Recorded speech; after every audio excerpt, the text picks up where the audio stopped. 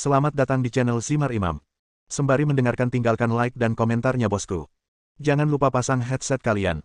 Siapkan kopi dan camilan. Lupakan pahitnya kehidupan. Mari kita dengarkan sambil rebahan. Kembalinya Sang Raja. Bab 697. Kemudian bangun, cuci muka dan berangkat kerja. Begitu dia tiba di perusahaan, Lin Ruohan tampaknya sedang dalam persiapan. Aku sibuk dengan pulau buatan sepanjang pagi, dan aku bahkan tidak pergi ke Su Chen untuk bertingkah genit. Melihat sosok Lin Ruohan yang sibuk, Su Chen menggelengkan kepalanya tanpa daya. Saya tidak bisa memahami kebahagiaannya sepanjang hidup saya. Kamu pasti kelelahan. Ayo kita minum kopi dulu. Melihat kopi yang mengepul, Lin Ruohan berkata, saya merasa seperti akan pingsan. Itu semua urusan kita sendiri, kenapa membuat diri kita lelah sekali? Proyek ini sudah lama tertunda, dan pembangunannya harus segera dilakukan. Lin Ruohan berkata dengan tegas. Jadi, bagaimana persiapanmu sekarang? Rencana keseluruhan sudah dirilis, tapi masih banyak detail yang belum selesai. Namun, saya berencana pergi ke Pulau Hong Kong dalam waktu dekat. Saudara Chen, jika Anda punya waktu, ikutlah dengan saya. Lalu kapan kamu berencana pergi? Memegang pinggang lembut Lin Ruohan, Su Chen bertanya sambil tersenyum. Saya belum putuskan waktunya. Tergantung pekerjaan yang ada dan kapan bisa selesai, tapi paling lambat bulan depan. Kalau begitu ayo pergi bersama, tapi aku harus keluar beberapa hari, dan kamu tetap di rumah. Saya tahu, Saudara Chen. Lin Ruohan merasa sedikit kesal di hatinya. Dia pergi sendirian 2 kali tanpa membawa dirinya. Hal ini membuatnya merasa sedikit kecewa. Ada apa? Apakah kamu tidak bahagia tanpa mengajakmu keluar? Bagaimana aku bisa menjadi orang yang pelit? Lin Ruohan mengangkat kepala kecilnya yang lucu dan berkata dengan sangat arogan. Dengan semua pemikiran kecilmu, kamu masih ingin berbohong padaku. Kalau begitu aku tidak kecewa, itu semua adalah pikiranmu sendiri. Beraninya kamu membalasku. Lin Ruohan melompat dari pelukan Su Chen dan menatap ke arahnya. Sedikit saja, aku baru saja membalasnya. Bagaimana kamu bisa melakukan sesuatu padaku? Keberanianmu semakin besar. Apa menurutmu aku tidak akan bisa menangkapmu? Setelah menghabiskan sepanjang hari di kantor, Lin Ruohan berjuang kurang dari 30 detik sebelum Su Chenzi dengan patuh memohon belas kasihan. Saudara Chen, tolong berhenti memukul, pantatmu akan membengkak. Kalau begitu jangan berani lagi. Saya tidak berani lagi, saya tidak berani lagi. Lin Ruohan berkata dengan sedih. Cukup banyak. Karena Su Chen akan keluar, Lin Ruohan sangat berbudi luhur dan membelikannya pakaian ganti. Dan bahkan ada pakaian dalam, yang belum pernah ada sebelumnya. Setelah makan malam, Lin Ruohan bersandar di pelukan Su Chen dan menonton TV. Saudara Chen, kapan kamu berencana pergi? Baru beberapa hari ini. Berangkat lebih awal dan kembali lebih awal. Aku akan menemanimu ke Pulau Hong Kong bulan depan. Kalau begitu saat kamu keluar, ingatlah untuk memikirkanku. Aku tahu. Su Chen berkata sambil tersenyum. Bandara Pulau. Pintu pesawat terbuka perlahan, dan seorang pemuda bergegas keluar. Pemuda itu belum terlalu tua, baru berusia pertengahan 20-an. Setelah turun dari pesawat, ia bergegas keluar, naik taksi, dan bergegas menuju tempat tujuannya. Nama pemuda itu adalah Yamamoto Yuki, dia adalah putra kedua dan pewaris kedua keluarga Yamamoto di negara kepulauan. Karena ia hanya pewaris kedua, ia harus bekerja ekstra keras jika ingin menjadi kepala keluarga. Jadi sejak 3 tahun lalu, Yamamoto Yuki membawa adiknya ke Amerika Serikat, bersiap untuk mengasah kemampuannya dan mendapatkan bantuan ayahnya. Namun 3 hari yang lalu, ketika dia menelepon ke rumah, dia mendapati bahwa dia tidak dapat tersambung. Tidak peduli saat menelepon siapapun, telepon selalu dimatikan. Hal ini membuat Yamamoto Yuki merasakan firasat buruk di hatinya. Hingga tadi malam, ia mengetahui di pemberitaan internasional bahwa Mitsubishi Group milik keluarga Yamamoto ternyata menyatakan bangkrut. Baginya, ini seperti akhir dunia. Dia telah bekerja keras selama bertahun-tahun hanya untuk suatu hari mewarisi bisnis keluarga Yamamoto. Tapi sekarang sudah tidak ada apa-apanya lagi. Karena alasan inilah Yuki Yamamoto membeli tiket hari itu dan langsung terbang kembali ke negara Pulau Kyoto. Bersiaplah untuk melihat apa yang terjadi. Bagaimana bisa? Ketika Yamamoto Yuki bergegas kembali ke rumahnya, dia menemukan bahwa istana yang dulunya megah telah berubah menjadi bumi hangus, dan penjagaan dipasang di luar untuk mencegah orang luar masuk. Aku tidak peduli siapa yang melakukan ini, aku akan memotongmu menjadi beberapa bagian. Sebagai pewaris kedua keluarga Yamamoto, ditambah dengan pengalamannya selama bertahun-tahun di Amerika Serikat, pikiran Yamamoto Yuki tidak berbeda dengan pikiran Yamamoto Kenichi. Jadi saat ini, dia tidak impulsif, tetapi sangat rasional, dan menemukan Shinzo Abe, Perdana Menteri negara kepulauan tersebut. Sebagai keluarga terbesar di negara kepulauan, ia juga merupakan industri pilar industri berat di negara kepulauan tersebut. Pentingnya keluarga Yamamoto dan Mitsubishi Group bagi negara kepulauan ini sudah terbukti dengan sendirinya. Oleh karena itu, yang paling tepat adalah menemui Perdana Menteri saat ini dan menanyakan seluk-beluk masalah ini. Di rumah Shinzo Abe, Yuki Yamamoto bertanya. Paman Abe, sekarang keluarga Yamamoto kita telah hancur, aku sangat ingin tahu keseluruhan ceritanya. Tolong beritahu aku siapa pembunuhnya. Aku tahu kamu ingin membalaskan dendam keluarga Yamamoto, tapi pembunuhnya lebih kuat dari yang kamu dan aku bayangkan. Saat itu, aku mengirim 3 ahli pedang untuk memburu si pembunuh, tapi pada akhirnya, dia dibunuh olehnya. Sekarang kamu harusnya tahu betapa kuatnya orang itu. 3 ahli pedang hebat bergabung, tapi mereka bukan tandingannya. Ekspresi Yamamoto Yuki sangat terkejut. Mampu membunuh 3 ahli pedang hebat dalam satu tarikan napas sudah cukup untuk menunjukkan bahwa kekuatan si pembunuh telah mencapai tingkat transendensi dan kesucian. Jika Anda ingin membunuhnya, saya khawatir itu membutuhkan usaha. Semuanya benar sekali, jadi saya tidak menyarankan Anda membalas dendam. Jika Anda ingin menghidupkan kembali keluarga Yamamoto, maka saya dapat memberi Anda dukungan kebijakan dan keuangan, jadi lupakan balas dendam. Bahwa orang China terlalu kuat dan terlalu kuat. Bukan sesuatu yang bisa kita ganggu. Hehe. Anehnya, Yamamoto Yuki tidak menyerah, tapi mencibir. Seperti yang dikatakan Paman Abe, pembunuhnya memang sangat kuat, tapi jika kamu ingin membunuhnya, tidak ada peluang sama sekali. Apakah kamu punya ide? Mata Shinzo Abe terbelalak, orang Tionghoa bernama Su Chen melakukan kejahatan di negara kepulauan. Ini tidak terlihat, dan ini juga merupakan tamparan di wajah negara kepulauan. Jika ada kesempatan untuk membunuhnya, itu bagus. Tentu saja, aku hanya membutuhkan Paman Abe untuk membantuku mengetahui lokasi pembunuhnya. Serahkan sisanya padaku. Ini masalah kecil. Saya akan mengetahui alamat spesifiknya sesegera mungkin dan kemudian memberikannya kepada Anda. Itu kesepakatan. Bab 698. Setelah keluar dari kediaman Perdana Menteri, Yamamoto Yuki menerima telepon dari saudara perempuannya. Saudaraku, apakah kamu sudah mengetahui semuanya? Kami sudah menemukan jawabannya. Jangan khawatir tentang hal-hal lain. Tetaplah baik-baik saja di Amerika dan saya akan menangani masalah ini. Aku mengerti, saudaraku. Setelah menutup telepon, Yamamoto Yuki pergi ke kuil Meiji di pinggiran Kyoto. Kuil Meiji Jingu adalah kuil terpenting dan terbesar di negara kepulauan. Para dewa yang diabadikan di sini semuanya adalah dewa dari mitologi dan sejarah negara kepulauan. Di mata masyarakat negara kepulauan, justru karena berkah para dewa itulah negara kepulauan yang sangat maju ini ada.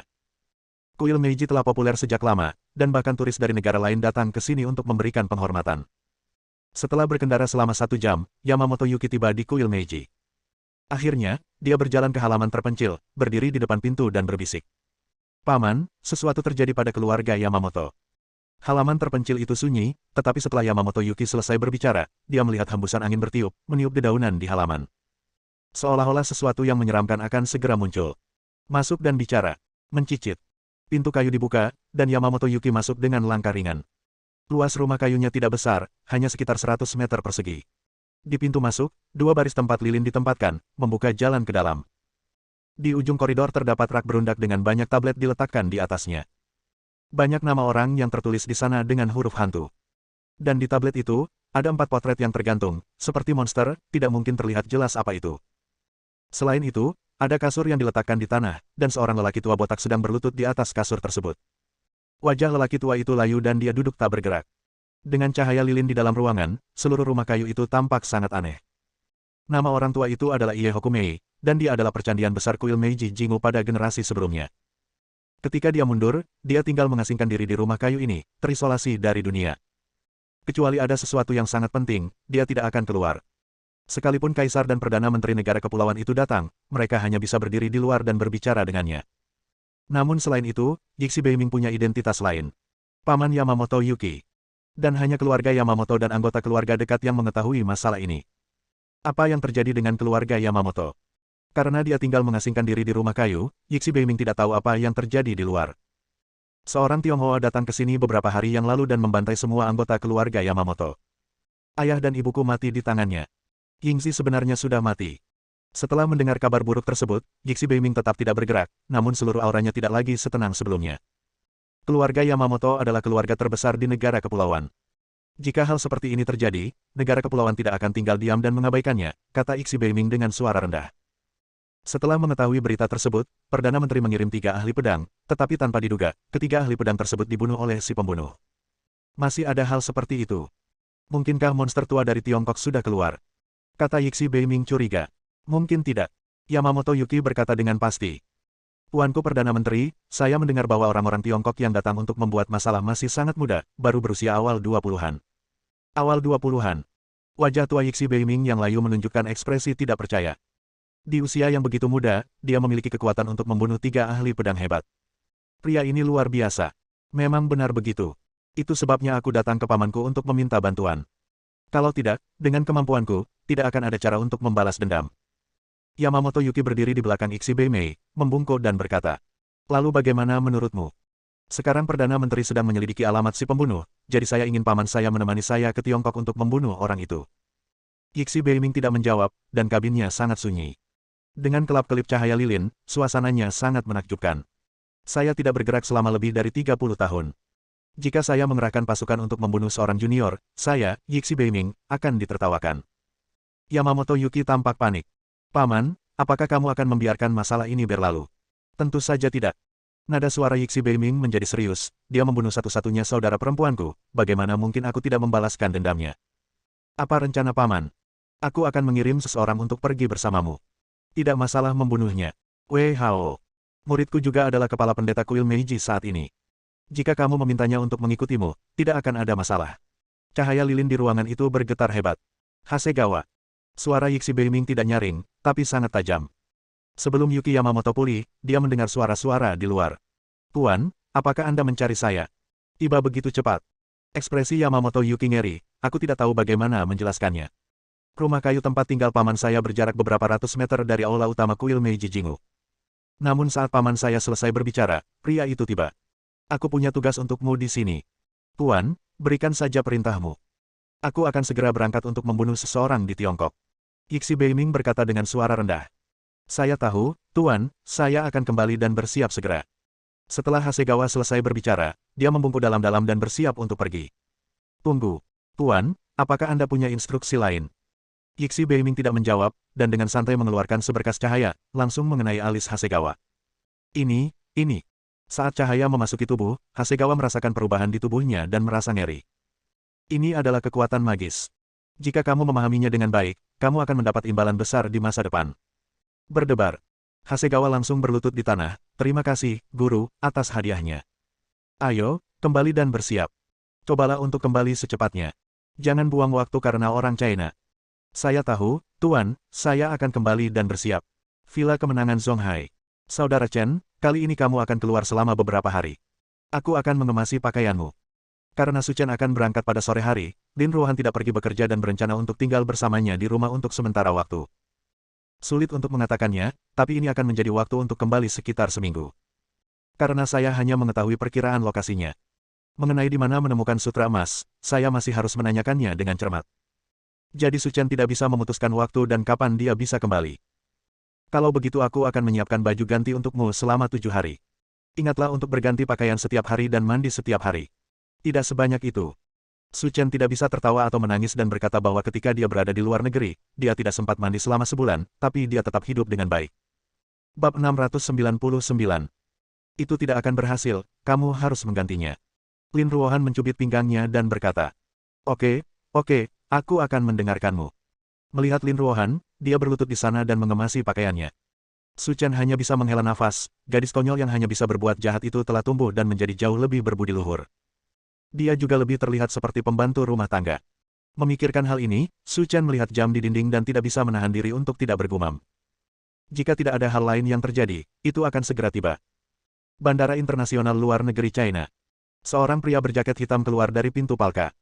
Pria itu bertubuh tinggi dan memiliki sosok yang sebanding dengan seorang model. Garis-garis di wajahnya tegas seperti pisau, dia mengenakan sepatu bot Martin, dan rambutnya berwarna coklat abu. Ketika dia muncul di bandara, semua wanita sangat bersemangat. "Ini sangat keren. Aku akan memberinya seekor monyet." Pria berjaket hitam itu berjalan ke depan dengan mata tajam. Di tangannya, dia memegang tas tangan hitam, dan dia tidak tahu apa isinya. Bip bip bip. Ketika pria itu melewati pemeriksaan keamanan, sirene yang tajam berbunyi. Bandara yang tadinya dalam keadaan baik tiba-tiba menjadi tegang, dan semua orang mengalihkan perhatiannya. Dalam sekejap, langkah kaki yang kacau terdengar, dan sekelompok polisi bersenjata dengan peluru tajam dan perisai anti ledakan mengepung pria berjaket hitam. Rasanya seperti bertemu teroris. Bandara merupakan tempat dengan konsentrasi orang yang tinggi, sehingga keamanan di sini sangat ketat. Jika terjadi kecelakaan, Anda akan dihukum dengan hukuman yang paling berat.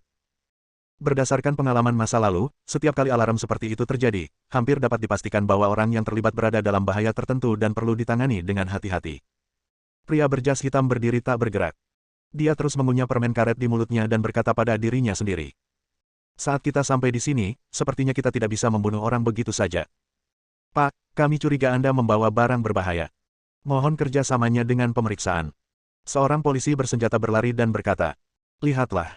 Setelah pria berjas hitam selesai berbicara, dia menyerahkan tas tangannya. Petugas polisi bersenjata yang bertanggung jawab atas pemeriksaan keamanan membuka resleting dan menemukan 2 potong di dalamnya, jaket hitam dan kemeja putih dengan model yang sama. Dan dia juga memeriksanya dengan cermat beberapa kali. Tidak ada sandwich di dalam tasnya, jadi dia bisa mengesampingkan bahwa tas tangan hitam ini tidak berbahaya.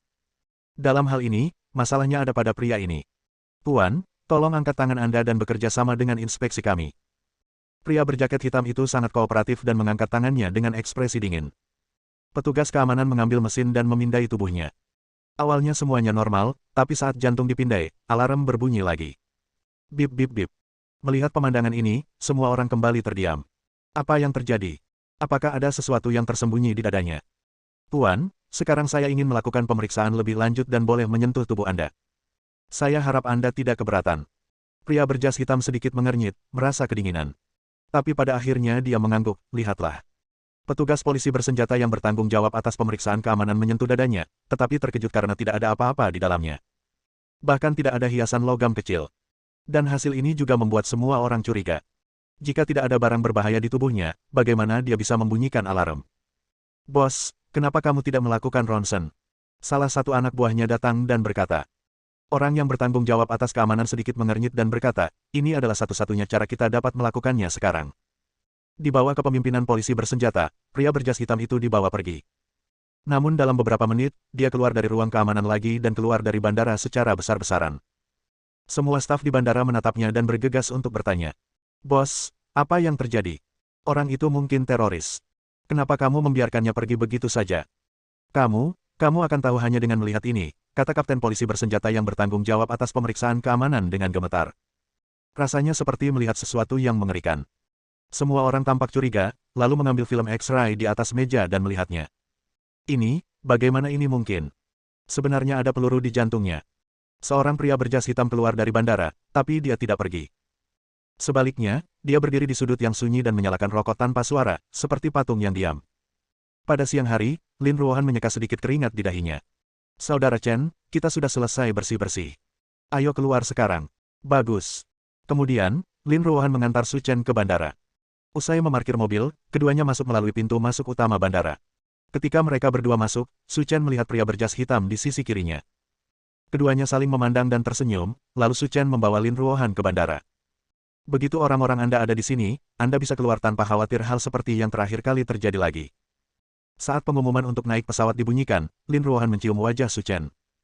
Saudara Chen, kembalilah lebih awal, aku akan menunggumu di rumah. Tahu. Setelah Su Chen naik pesawat, Lin Ruohan pergi. Pria berjas hitam yang berdiri di pintu masuk bandara diam-diam mengikutinya dan kembali ke Triumph Villa bersama Lin Ruohan.